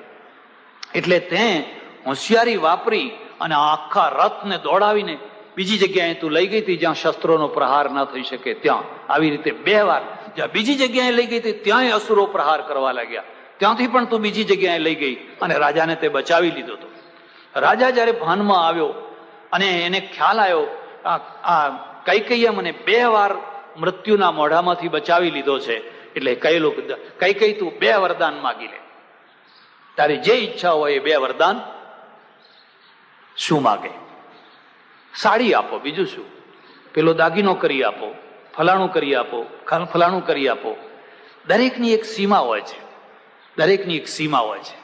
અને તમને ખોટું ન લાગે તો કહું, એક ઘરમાં જે વધારે બહેનો ભેગી થઈ હોય ને, 3, 4, 5 બહેનો હોય ને, સાસુ, નણંદ, જેઠાણી, દેરાણી, એ બધી એ લડતી હોય. શા માટે લડતી હોય ખબર છે? એટલા માટે લડતી હોય કે આ તપેલીમાં દાળ મૂકવી હતી ને આ તપેલી કેમ ચડાવી, આજે આ શાક કરવું તો આ શાક કેમ કર્યું. બસ આવી નાની બાબતો. કારણ કે જીવનની જે ક્ષિતિજો છે ને બહુ નાની છે, બહુ ક્ષિતિજો નાની છે. એમની ક્ષિતિજો તપેલી, દૂધ, રસોડું, થોડાક દાગીના, થોડાક કપડાં, આ છોકરા, બસ. હવે પેઢીવાળાની ક્ષિતિજો ઘણી મોટી છે. હવે એને પડી નથી કે આ તપેલીમ દાળ કરો કે પેલી તપેલીમ કરો.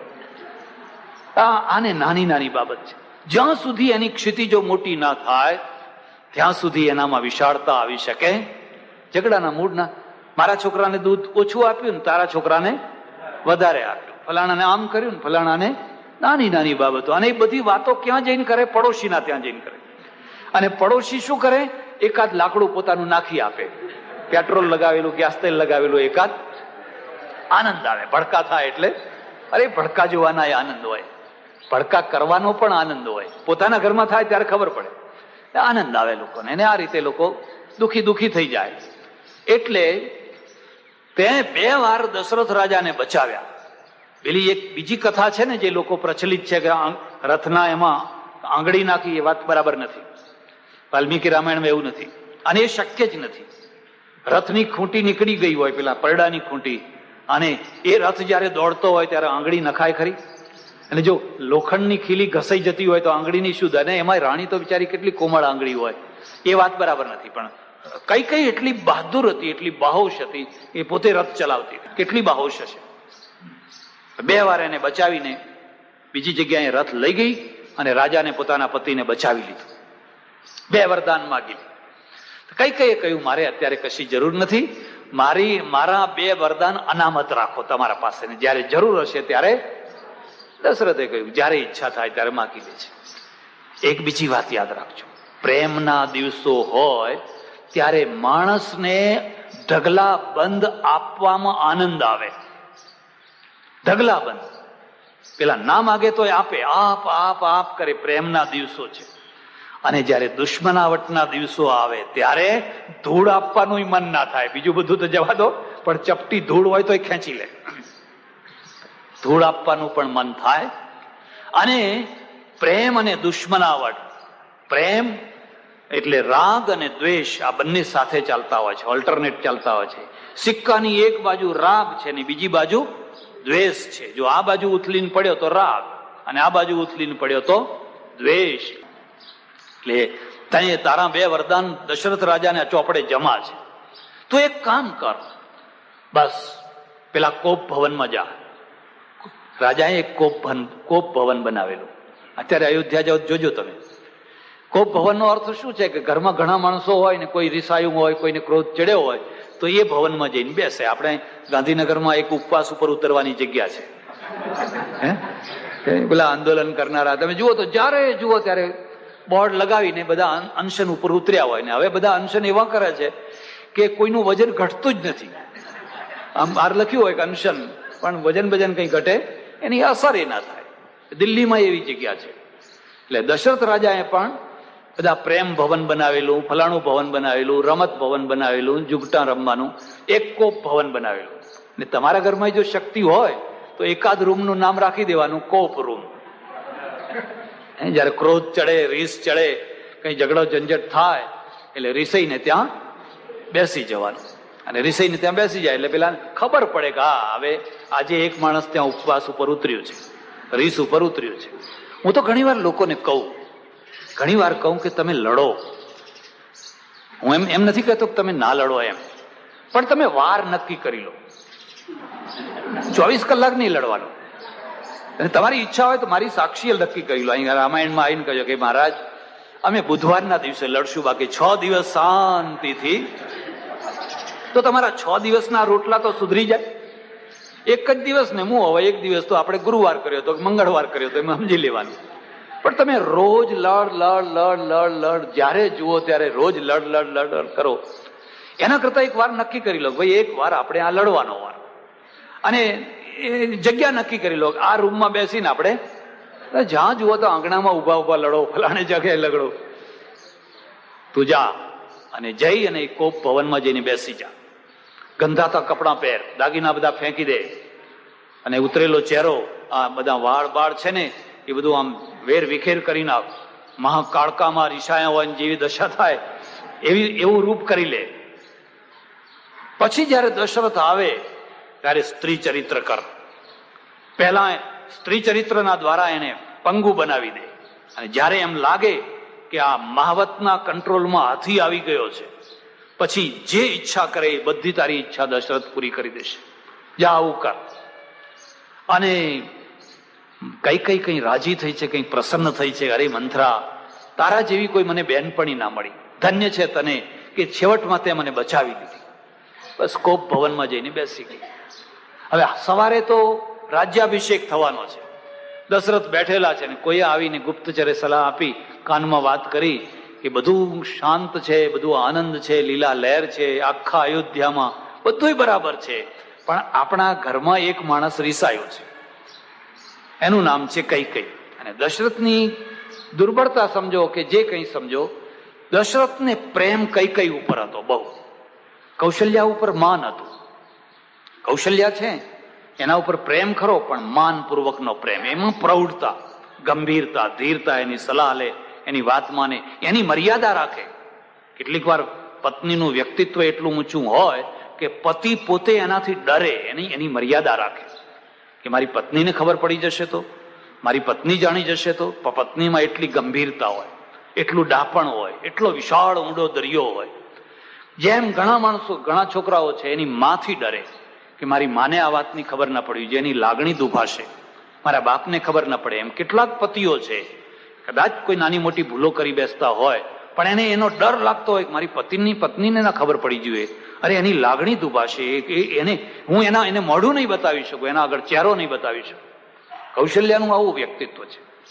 પણ દશરથની જે હૃદયની કડી છે ને, એ ખીલે છે કૈકેયી આગળ, કારણ કે કૈકેયી છેલ્લી પરણેલી છે, નવી પરણેલી છે, અને એનો પણ આખો ઇતિહાસ છે, અને ઇતિહાસ પણ જાણવા જેવો છે. દશરથ શિકાર કરવા ગયેલા, અને સિંહનો શિકાર કરવાનો અરણ્યમાં એણે સિંહ જોયો અને બાણ ખેંચીને માર્યું સિંહને બાણ, તો સિંહ ઉથલીને પડ્યો નીચે.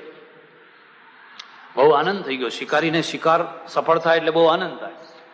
દશરથ જયારે નજીક ગયા અને એ સિંહને લેવા માટે, એનું એ કરવા માટે, તો એક છોકરી આવી, માથા ઉપર મુગટ અને પુરુષનો વેશ પહેરેલો, અને આવીને કે ખબરદાર, આ સિંહને હાથ લગાવ્યો તો એ શિકાર મારો છે. એને જોયું કે આ વળી કોણ આવ્યું,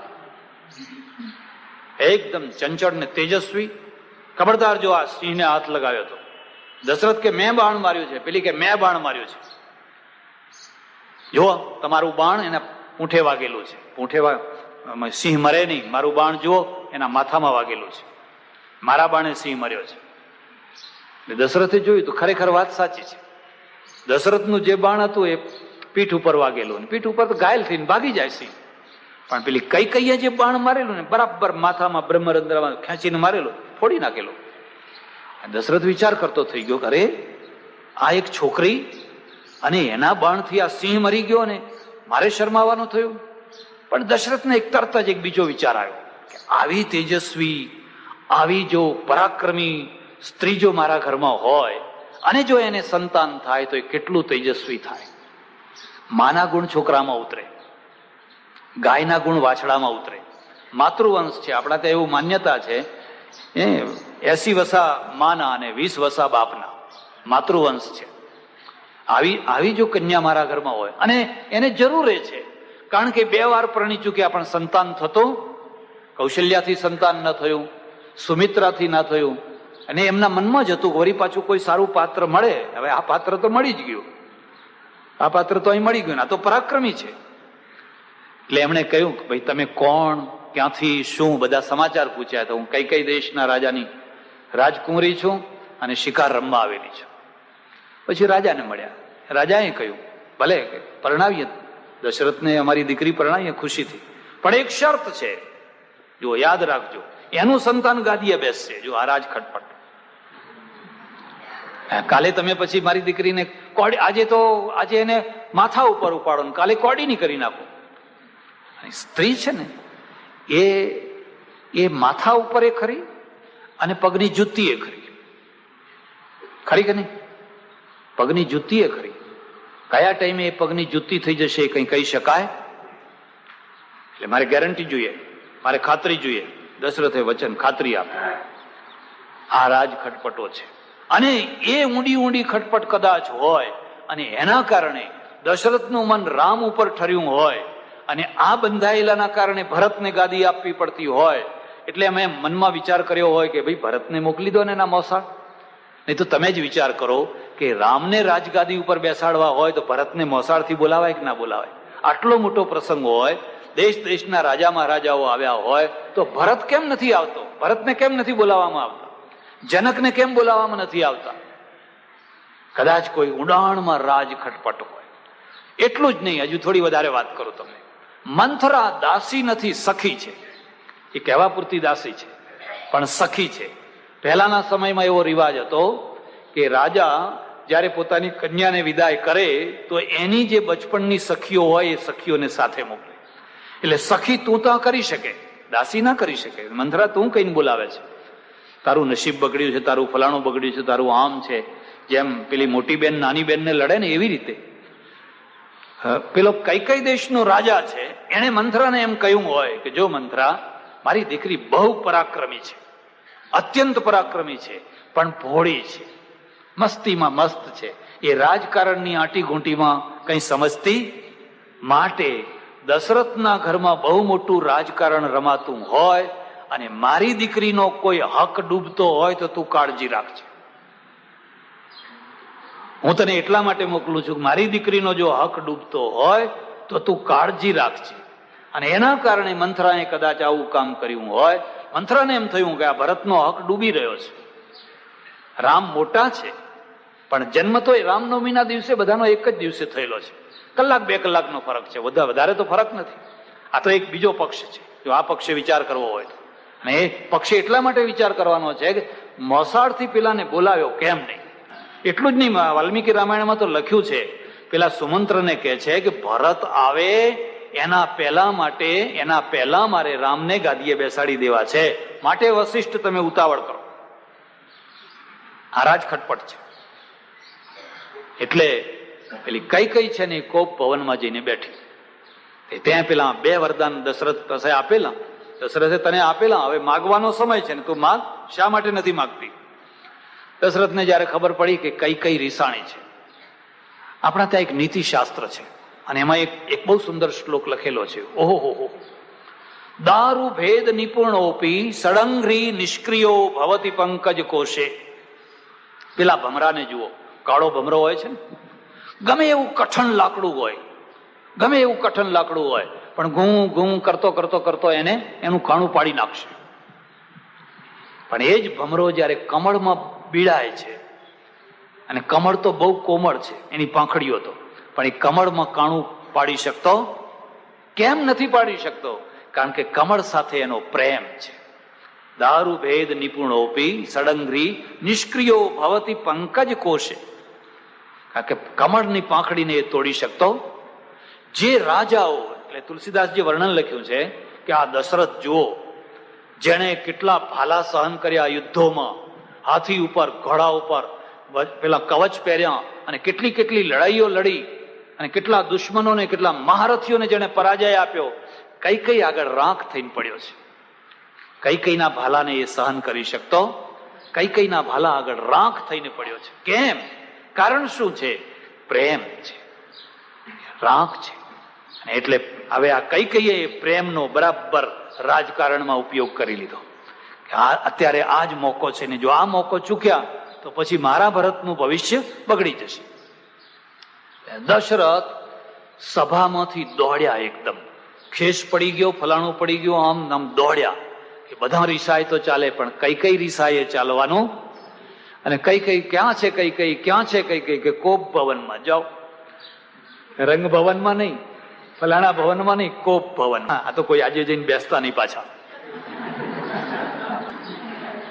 દશરથ ત્યાં ગયો તો એ તો ધૂળમાં, માટીમાં બેઠેલી, કોઈ પાથરેલું નહીં, કશું જ નહીં, વાળ વિખેર, દાગીના બધા કાઢીને ફેંકી દીધેલા, મેલા કપડાં પહેરેલા, અને મોઢું નીચું રાખીને બેઠી દશરથ પાસે જઈને એના માથા ઉપર હાથ ફેરવે છે. કઈ તને શું થયું? કોઈ આંખ બતાવી તો એની આંખ ફોડી નાખો. કોઈએ તને કઈ જીભેથી કહ્યું હોય તો એની જીભ કાપી નાખો. તને જે થયું હોય કે, પણ તું આવી રીતે દુખી ના થાય. અને એટલા કાલાવાલા અનુનય વિનય કરે છે ને પેલી બોલતી જ નથી. જયારે બહુ જ અત્યંત કર્યું અને કઈને લાગ્યું કે હવે આ માણસ બરાબર ઢીલો થયો છે. એટલે ધીરે રહીને આંખ ઊંચી કરી અને કહ્યું કે તમે મને શું મોઢું બતાવવા આવ્યા છો? મારો વિનાશ કરવા બેઠા છો? મારા ભરતનો હક ડૂબાવવા બેઠા છો? અને તમે મને છેતરવા આવ્યા છો? એક બાણ છે ને વજ્ર જેવા. તુલસીકૃત રામાયણમાં અને આ રામાયણની અંદર જે સંવાદ છે એટલો અદ્ભુત છે. અને દશરથ કહે છે કે ઓહો, આ કઈને મેં કેવી હાથમાં ઉછેરી, ફૂલની માફક, એનો પડેલો બોલ. મને કલ્પના નથી કે એક દિવસ એ કઈ છે એ મારા હૃદયને ભાલા મારીને છૂંદી નાખશે. પેલા જે દુશ્મનો છે ને એ મારા શરીરને છૂંદતા હતા, એમના ભાલા મારા શરીરને વાગતા હતા, પણ આના ભાલા તો મારા હૃદયને વાગે છે. એ શરીરના ઘાવ તો રૂજાઈ જાય, પણ હૃદયના ઘા રૂજાય. અને સ્ત્રી છે આજે બરાબર અબળા પ્રબળા બનીને બેઠી છે. પછી બહુ જ કહેતા શું તારે ઈચ્છા શું છે? મારી એક જ ઈચ્છા છે, તમે જે 2 વરદાન આપ્યા હતા એ મને આજે આપો. કે માગને દોઈ કે મકુ 4 માગી લે. તારે 2 શું માગે છે? 4 માગી લે ને, તારે જેટલા જોવે એટલા માગી લે ને. મેં તને ક્યારે ના પાડી છે? જોજો, આપવા પડશે. જે માગું એ આપવા. અરે જે માગે એ આપીશ. પછી ધીરે રહીને કઈ કઈ કહે છે, જો તમે પ્રસન્ન થયા હોવ અને તમારા વરદાન આપવા હોય તો પહેલા વરદાનમાં મારા ભરતને ગાદીએ બેસાડો, મારા ભરતને આ ગાદીએ બેસાડો. આ સંપત્તિનો ઝઘડો. દશરથે કહ્યું, ભલે જા, તારી ઈચ્છા છે તો રામને નહીં બેસાડું, ભરતને બેસાડીશ. બીજું વરદાન માગ. બીજું વરદાન, એક 14 વર્ષ રામને વનમાં મોકલ્યો. અને એને આઘાત લાગ્યો, વજ્ર જેવું લાગ્યું.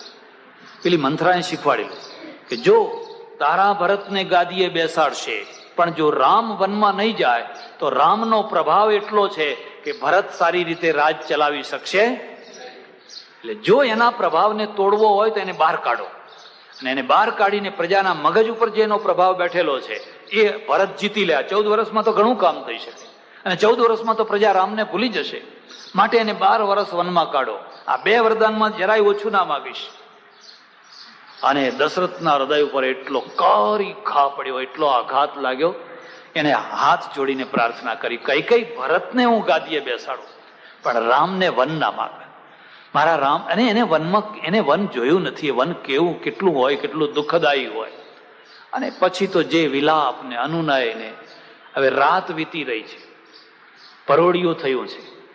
10 વાગ્યાનો જે આ સંવાદ ચાલ્યો છે, આ રૂસણું ચાલ્યું છે, અનુનય વિનય ચાલ્યો છે ને, એ પરોડિયું થવા આવ્યું છે. કઈ એકની 2 નથી થતી. મક્કમ છે, મારે આ 2 વરદાન જોઈએ. રઘુકુલ રીતિ સદા ચલી આઈ, પ્રાણ જાહુ બરી વચન ન જાય. જો તમે વરદાન નહીં આપો 2 તમારા, તો સવાર પડતા એક તરફ રામનો રાજ્યાભિષેક થશે અને બીજી તરફ મારી લાશ લટકતી હશે ફાંસીએ. હું આત્મહત્યા કરીશ. આવી ધમકી મળે કે ના મળે? આવી ધમકી મળે ને, ધમકી મળે એટલે એક દશરથના હાજા ગગડી જાય. મારે તો એક વૃદ્ધ માણસ આવ્યા, મને કે તમારા વૃદ્ધાશ્રમમાં રહેવું છે.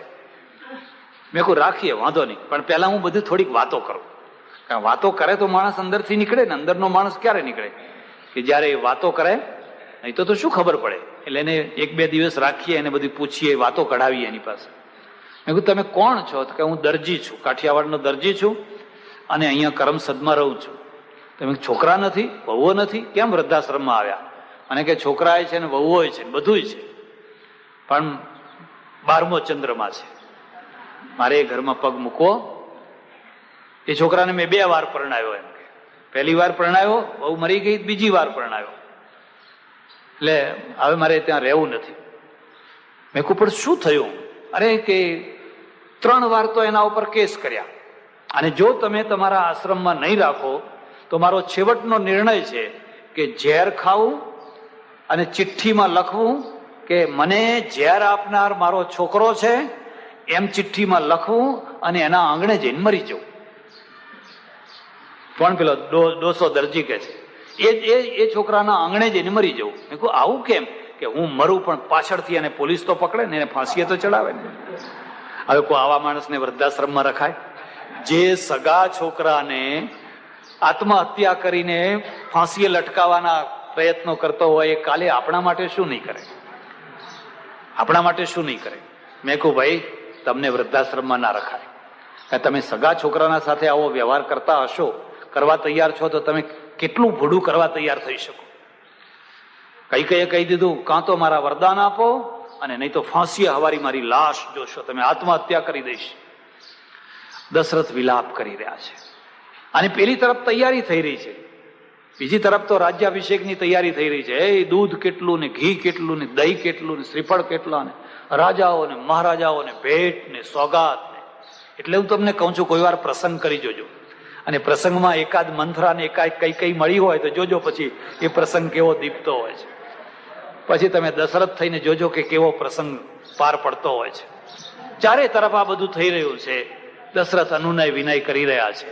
ત્યારે જોયું કે હવે સૂર્યોદય થવાની તૈયારી છે, અને આ કઈ કોઈ હિસાબે માનવાની નથી. ત્યારે એને કહ્યું, જા, હું તને તારા 2 વરદાન આપું છું, હવે તારે જે ઈચ્છો. કઈને દશરથ ઉપર પ્રેમ છે. દશરથને એ દુશ્મન નથી માનતી, દશરથ ઉપર પ્રેમ છે, પણ એ એમ માને છે કે દશરથને મારો હાથો બનાવો. એટલે દશરથે બહુ સુંદર તુલસીદાસે ઉપમા આપી છે. કઈ તારા કામ કેવા છે કે આંખ કાઢીને પોતાના રૂપ જોવાનું કામ છે. પોતાની કોઈ આંખ કાઢે અને પછી પોતાનો ચહેરો જોવા માંગે તો ચહેરો દેખાય ખરો? તું તારું સૌભાગ્ય નંદવા બેઠી છે. આ રાજખટપટની અંદર તું તારા પતિને મારવા બેઠી છે અને તું વિધવા થવાની છે, પણ એને કંઈ પડી નથી અત્યારે. તો હું વિધવા થઉં કે સધવા થઉં કે જે થઉં, પણ અત્યારે તો રામને વનમાં કાઢો અને મારા ભરતને ગાદીએ. સુમંત આવ્યો, વશિષ્ઠ આવ્યા, દશરથે બધી વાત કરી, ભાઈ પરિસ્થિતિ બગડી ગઈ છે. આ પુષ્ય નક્ષત્ર કોણે કાઢેલું? આના ઉપરથી જરા વિચાર કરજો. ચોઘડિયું સારામાં સારું હતું કે ખરાબમાં ખરાબ હતું? કોઈ ચોઘડિયું નથી હો. વહેમમાંથી નીકળી જજો, કોઈ નથી એવું.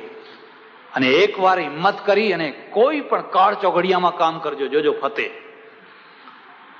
ફતે. વહેમમાં ના પડશો.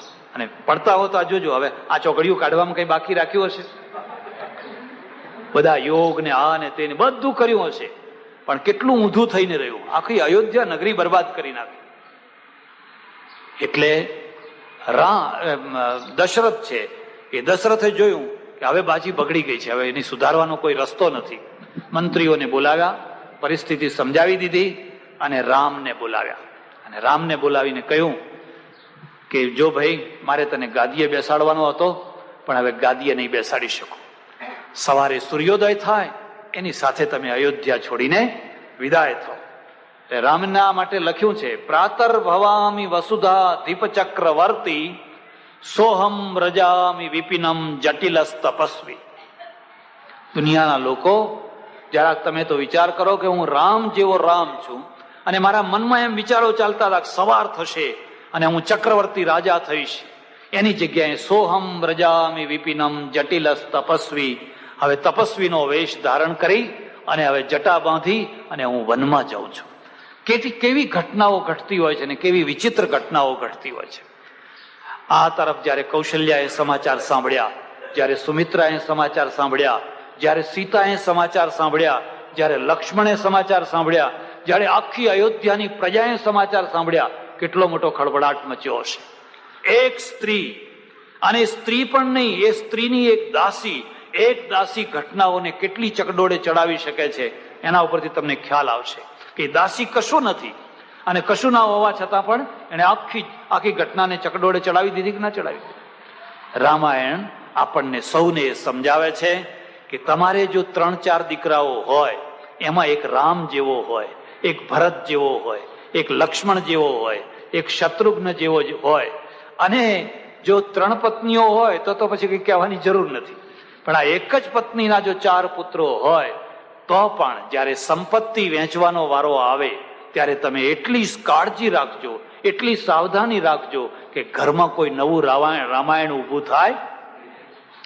જો દશરથે ભરતને બોલાવી લીધો હોત, જરા વિચાર કરજો, જો દશરથે ભરતને મોસાળથી બોલાવી લીધો હોત, કૈકેયીને વિશ્વાસમાં લીધી હોત, બધાના ઘરમાં મીટિંગ કરી હોત અને કહ્યું હોત કે જો ભાઈ, મારે રામને ગાદીએ બેસાડવાનો છે, કો તમારો શું અભિપ્રાય છે, તમારી શું સલાહ છે, તો કદાચ આવી ઘટના ઘટી હોત તો ભરત કહત કે ના ના, રામ બેસે, હું તો એનો ભાઈ છું, મને વાંધો નથી.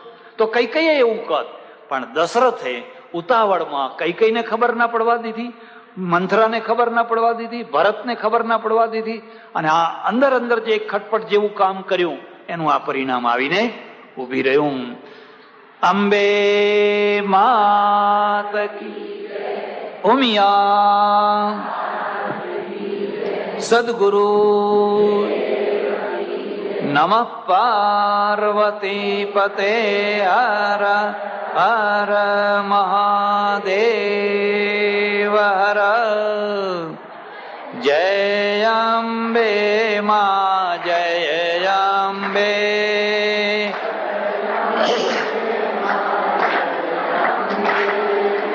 જય અંબે મા, જય અંબે.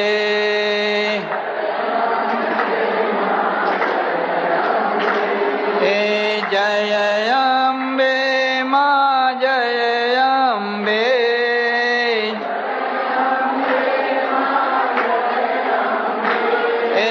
જય અંબે મા, જય અંબે.